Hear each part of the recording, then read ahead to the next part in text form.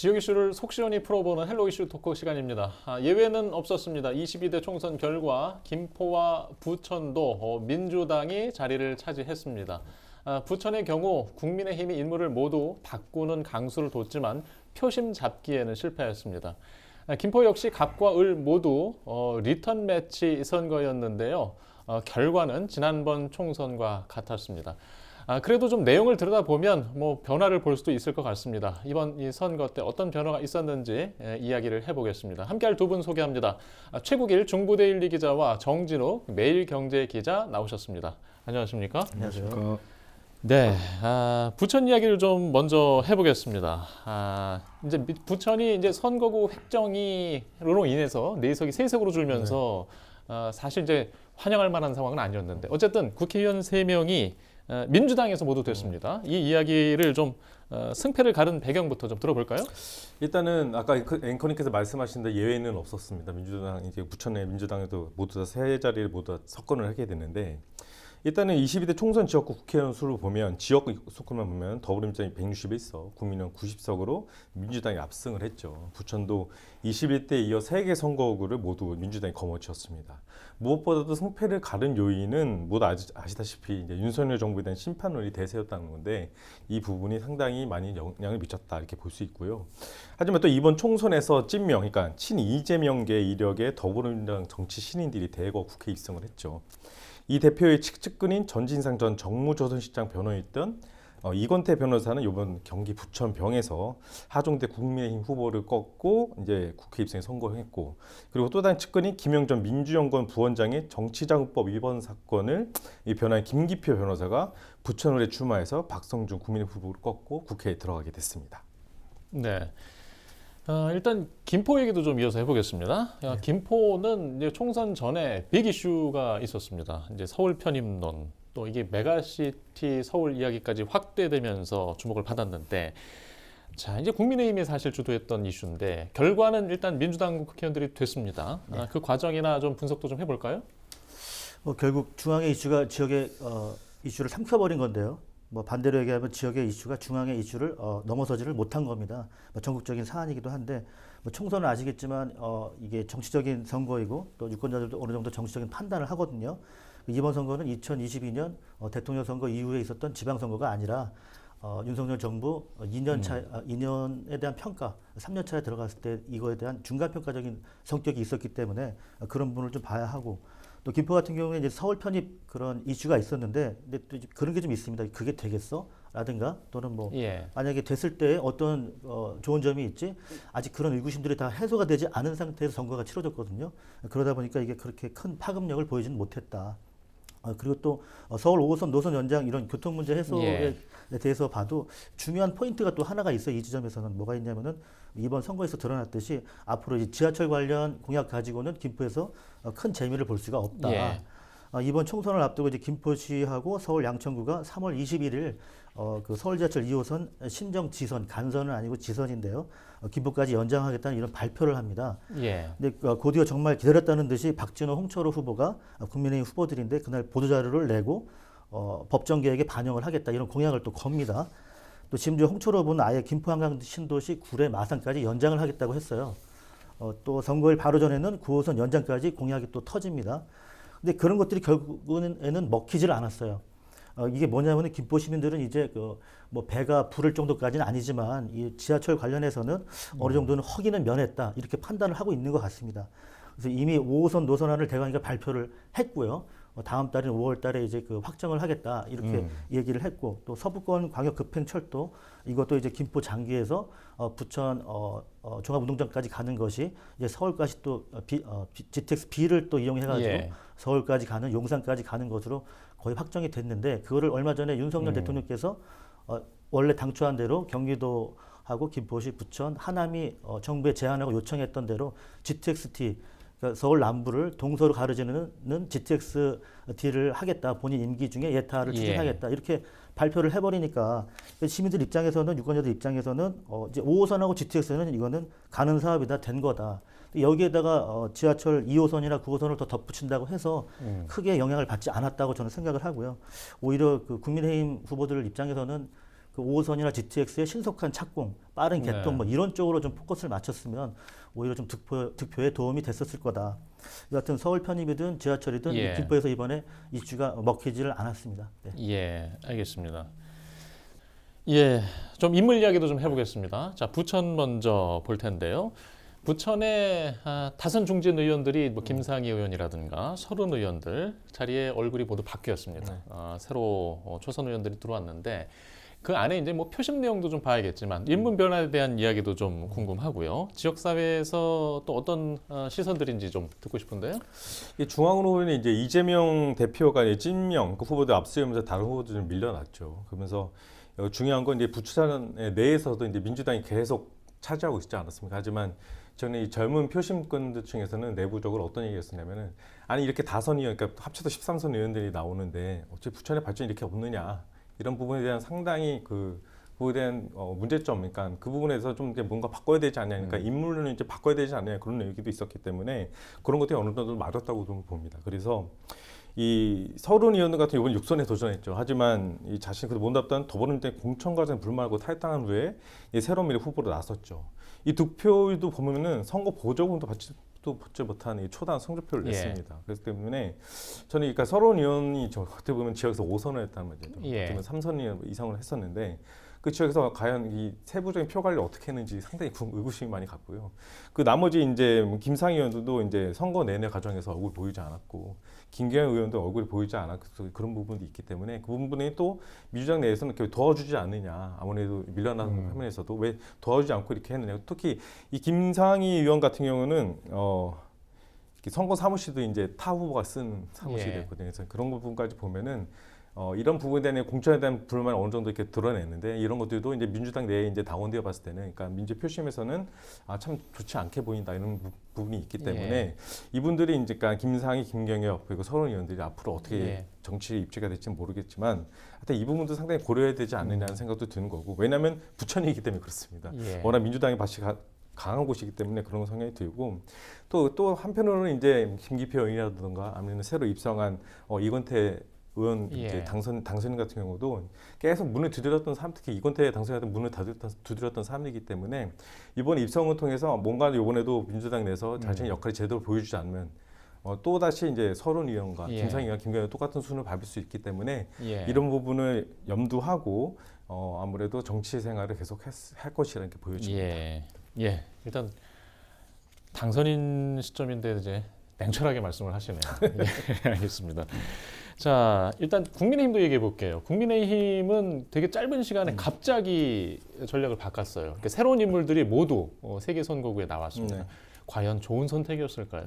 일단 저는 인물을 바꾼 부분은 잘했다고 봅니다. 예. 왜냐하면 그동안 이제 이 국민의힘 당협위원들이 모두 공천에 밀려났잖아요. 이번에. 예. 특히 이 부천과 이음재 위원장은 선거 전에 부천을 본인이 먼저 선택을 했고 나머지 3명의 당협위원장도 공천을 받기 최선 노력했지만 그렇게 되지 못했죠. 근데 이 부천이라는 곳이 국민의힘이 그러니까 불과 이제 21대 그 전이니까 김문수 지금 지사였을 때 당시에 이제 뭐 예. 반발, 그러니까 지역권은 이렇게 4개 중에 2개는 어느 정도 이제 국민이 갖고 있는 게 왔다 갔다 하는 이런 상황이었다가 예. 이제 어느 순간부터 민주당을 갔는데 결국 또 이 부천 같은 경우는 지난 총선이나 아니 지선 같은 경우에도 이 김은혜 지금 당선이긴 하지만 당시에 경기도지사 후보 출마했을 때 부천에서 완전히 뒤집어졌거든요. 그 대선에서도 마찬가지 상당히 많은 수가 이제 민주당을 예. 여기서 득표를 했기 때문에 이 부천은 국민의 봤을 때 상당히 아픈 곳 중에 하나입니다. 예. 여기를 어떻게든지 바꿔야 되는데 그 시도를 이번에 인물을 바꾸면서 시도를 했다. 하지만 이 국내의 새로운 인물들도 아까 앵커님과 녹화 전에 얘기를 했지만 지역에 대한 분석이 상당히 적었다. 예. 특히 모 후보 같은 경우는 부천에서 이제 과학고를 추진하는데 이분 같은 경우는 외국어를 얘기를 하는 부분도 있었고 또 아니면은 뭐 대장동에 관한 쓰레기 문제 부분도 상당히 모르는 부분 회부도 있었기 때문에 지역에 대한 인물은 바꿨으나 지역에 대한 공부가 상당히 낮았기 때문에 나머지 이 당협위원장, 그러니까 현재 나온 이 후보들로 한해서 다음 총선에도 나올지 아니면 지선에도 어떻게 될지 모르겠지만 어쨌든 국민의 인물을 바꾸는 부분은 상당히 잘했다고 좀 봅니다. 예. 알겠습니다. 예, 김포 이야기 다시 돌아와서요. 자, 인물 이야기 합니다. 지난 총선 때와 마찬가지로 김주영, 박상혁 의원이 다시 당선은 됐는데 이제 그 내용을 좀 살펴볼 필요가 있습니다. 지난번 총선과 달라진 또 유의미한 부분들이 있을까요? 뭐 일단은 뭐 여하튼 4년 동안 절치부심하면서 이걸 리턴 매치를 준비를 해왔거든요. 그 홍철호 또 박진호 후보가. 근데 또 정권 심판론에 휩쓸려가지고 패배를 했기 때문에 좀 상당히 쓰라린 부분이 있을 겁니다. 또 이 자신들의 실책이라기보다는 또 대통령의 국정 운영과 관련돼가지고 표를 깎아먹었기 때문에 뭐 억울한 측면이 좀 있고요. 일단은. 그다음에 이제 먼저 김포갑을 보면은 4년 전인 21대 총선에서 김주영 민주당 후보가 약 53%, 또 박준호 당시 미래통합당 후보였는데 그때 38% 정도, 약 14%포인트 한 16,000표 정도 차이가 났습니다. 근데 이번에 김주영 후보가 54%, 박준호 후보가 46% 득표를 해서 8%포인트, 약간 격차를 줄였는데, 근데 뭐 아시겠지만 8%포인트도 상당히 격차가 있는 거거든요. 그래서 줄였지만 크게 유의미하다 보기는 어려울 것 같고요. 또 김포 을 상황을 보면은 4년 전인 21대 총선에서 박상혁 민주당 후보가 54%, 또 당시 미래통합당 홍철호 후보가 45%, 약 9%포인트 정도 차이가 났고요. 근데 이번 총선에서 56%대 45%, 즉 11%포인트가 차이가 나서 오히려 9%포인트에서 11%포인트로 더 격차가 벌어진 양상을 보였습니다. 홍철호 후보 같은 경우에는 1958년생이세요. 그래서 아마 굳이 더 정치를 하지는 않을 거다라는 의견들이 좀 많고요. 근데 박준호 후보 같은 경우는 1990년생이거든요. 나이가 지금 34살에 불과하고 앞으로 총선 2번 실패하긴 했지만 연달아서 앞으로 좀 기회가 더 있을 것이다. 뭐 이런 이야기들이 돌고 있습니다. 예, 알겠습니다. 일단 좀 다른 당 이야기도 좀 할 필요가 있는데 지금 새로운 미래로 선거 임박해서 이제 서른 의원, 그다음에 장덕천 전 부천시장 이제 당적을 바꾸고 출마했는데 좀 낙선을 했습니다. 향후에 이 정치인들의 행보 어떻게 될까요? 이번에 이제 총선에 국민의힘의 또 다른 패자가 이제 새로운 미래잖아요. 그때 새로운 미래 선거는 최소 5석을 목표로 했는데 이제 비례표 선거에는 1.70%로 자유통일당 그리고 녹색정의당보다 낮은 득표를 기록을 했습니다. 그래서 한 석도 얻지 못했거든요. 그래서 지역구에서는 한 석을 배출했는데 이마저도 이 더불어민주당 후보가 이제 공천 취소 사태로 하면 어부지리만 얻게 됐죠. 이 서른위원은 요번에 22대 총선에서 9,087표로 6.15%를 받고 3위를 했습니다. 이 득표율이 15% 넘지를 못해서 기탁금 전액을 보존받지 못합니다. 근데 아까 말씀드린 5선 의원인데 이 정도의 표 그리고 민주당의 텃밭인 부천에서 자신의 이름을 걸고 새로미로 나왔는데 이 정도 표를 받았던 건 상당히 큰 타격으로 보여지고요. 앞으로 서른 의원의 미래는 후에도 얘기하겠지만 이 새로운 미래가 어떻게 당이 앞으로 어느 행보를 가냐에 따라 이제 본인의 운명도 달린 거라고 보시고 이 장덕천 전 부천시장도 이제 부천병에서 3위를 했습니다. 11,720표로 7.51%를 차지했는데 이 장덕천 시장도 이제 전 시장도 이제 새로운 미래가 이제 앞에 당이 앞내에 따라 결정될 것으로 보입니다. 그러니까 일각에서는 이 정권 심판이라던가 이 정권 교체에 대한 민주당과 뜻이 같아서 합당한 시간 문제다는 말도 있지만 또 아니면 이 독자적인 생존의 움직임도 좀 보이긴 합니다. 왜 나오냐면은 이제 오영남 새로운 미래 총괄선거대책위원장이 선거 끝난 다음 날에 이런 얘기했습니다. 새로운 정치를 국민들에게 보여드리기 위해서는 이 도전이 이제 시작이다 하면서 이 분노와 심판을 넘어 여야 서로를 향한 비난과 조화 가득한 궁칸의 대립의 정치 또한 함께 종식해야 된다면서 새로운 미래가 어쨌든 또 창당이 됐다는 그 의미를 다시 한번 되새겼는데 앞으로 이 두 후보들도 이제 새로운 미래가 민주당 합장이 될지 아니면 독자 승부로 나갈지 그 운명에 따라서 후보들의 미래도 결정될 것으로 보입니다. 예, 알겠습니다. 이제 총선 이슈 중에 이제 아직 남아 있는 게 이제 서울 편입론, 그러니까 김포의 서울 편입. 이제 서울에서는 메가시티 서울인데 김병수 시장은 총선과 상관없이 지자체 중심의 논의를 계속 이어가겠다, 준비하겠다. 지금 이제 선거 기간에 어떤 도움이 됐고 어떤 영향을 미쳤고 앞으로는 또 어떻게 될지 궁금한데요. 어떻게 생각하세요? 이게 단순히 수도 서울의 시민이 되겠냐, 되고 싶냐, 되고 싶지 않냐 물어보면 당연히 되고 싶다고 얘기를 할 겁니다. 그거는 당연히 그렇게 상식적인 답변을 할 거고, 다만 여당도 이제 그런 지점에 대해서 계속 서울 편입론을 밀고 갔던 건데요. 총선에 좀 도움이 된다 판단했던 것 같고. 근데 이게 그렇게 딱 이분법적으로 뭐 좋으냐 싫으냐 뭐 맞느냐 틀리냐 이렇게 볼 수 있는 부분은 아니지 않습니까? 서울 편입이라는 아젠다를 놓고 봤을 때 사실 이것저것 따져볼 게 많은데 아직 앞서도 얘기했지만 막상 이게 되긴 되는 건가? 또 이게 된다면 정말 좋은 건가? 아직 이런 분석이 안 됐습니다. 그런 상황에서 선거를 치르다 보니까 크게 영향을 미쳤다고 볼 수는 없고요. 이제 초반에는 찬성하는 여론조사가 많았습니다. 근데 또 그 이후에 또 정반대 여론조사 결과도 있었거든요. 또 최근에 이제 한겨레가 수도권 주민 1,008명을 대상으로 조사한 결과 김포, 하남, 부천, 광명, 고양, 구리 등 서울 편입 이른바 메가시티 구상에 대해서 찬성하냐 반대하냐 물어봤을 때 67%가 반대한다고 응답을 했습니다. 이게 지금 뭐냐면 막상 수도권 주민들은 지금 뭐 하는 거예요? 딱 이런 정도의 그런 생각을 가지고 있는 거거든요. 여하튼 서울 편입 이슈는 독까지는 아니었지만 그렇다고 여당이 국민의힘에 뭐 득이 되지는 않았다 이렇게 생각을 합니다. 예, 정 기자는 어떻게 생각하세요? 일단 이번에 공약직 국민의힘 공약직을 봤을 때 서울 편입론이 2순위였다는 것이 약간 좀 뼈아픈 국민의힘 지역 내 후보에서는 좀 단점이었던 걸 봐요. 왜냐하면 이 국민의 22대 국회의원 공약직을 보면 경기대 공약에서는 경기 분도 추진이 1순위였고 김포 등 서울 금기 지역의 서울 편입을 2번 공약으로 펼쳤거든요. 그런데만 지역 내에서는 이 경기도 내에서의 그 공약지 1, 2번들도 밀려난 순위에서 아까 최욱기 기자님께서 말씀하신 대로 이 지하철에 대한 피로도가 좀 있었고, 근데 이 부분에 대한 어느 정도 많이 반영이 됐기 때문에 또 이 얘기야라는 것들이 좀 있었거든요. 그래서 저는 이 서울 편입론은 독이냐 아니면은 득이냐 이 부분은 지역 주민들이 제일 먼저 중요하다고 생각을 하거든요. 일단 예. 지역 주민들이 뭐 제일 먼저 힘들어하는 것이 일단 지하철 문제였습니다. 근데 지하철 문제가 어떻게 서울 지옥철이라는 것이냐, 김포 고속도로 지옥철이라는 말이 있었고, 두 번째는 이 집값이에요. 근데 이 집값이라는 것이 SOC가 절대되지 않으면 오르지 않는 부분이 있습니다. 그러면은 저는 수도권 아까 최욱기 말씀해 주신 게 수도권 주민들에서 투표를 해서 반대를 하는 것이 아니라 김포 지역 주민들이 이것을 찬성하냐 반대하냐 문제는 내가 사는 문제. 그러니까 내가 경제적으로 이 정도 이득이 될 수 있느냐 없느냐. 이 주가 정책에 의해서 그 부분이 크게 더 작용한다고 보거든요. 따라서 이 지하철 이슈라던가 아니면 다른 집값 문제 그리고 이번에 민주당이 어제도 압승을 하면서 이 앞으로의 집값의 부분은 상당히 불투명해진 것도 사실이거든요. 그래서 이 부분이 과연 앞으로의 표심에서 어떻게 작용할지는 다음 지선이라던가 아니면 대통령 선거에 분명히 반영이 될 것으로 보이고, 그래서 이 정책들이 어떤 변화에 따라서 국민들의 민심, 특히 김포 지역 민심이 술렁일 수 있기 때문에 저는 이 부분이 김포 지역 분들한테 어떻게 다가가냐, 그러니까 내 삶의 문제 그리고 나의 경제적 문제에서 상당히 도움이 된다면 거기다 다시 표를 줄 가능성이 상당히 높기 때문에 저는 이 부분을 좀 정치인들이 봐야 된다고 봅니다. 예. 일단 김포시는 서울 편입 추진에 대한 의지가 여전히 강합니다. 김포시 행정은 경기 분도 추진도 이제 또 다시 힘을 줄 기세예요. 경기도에서 자, 경기 분도 추진 어떻게 보세요?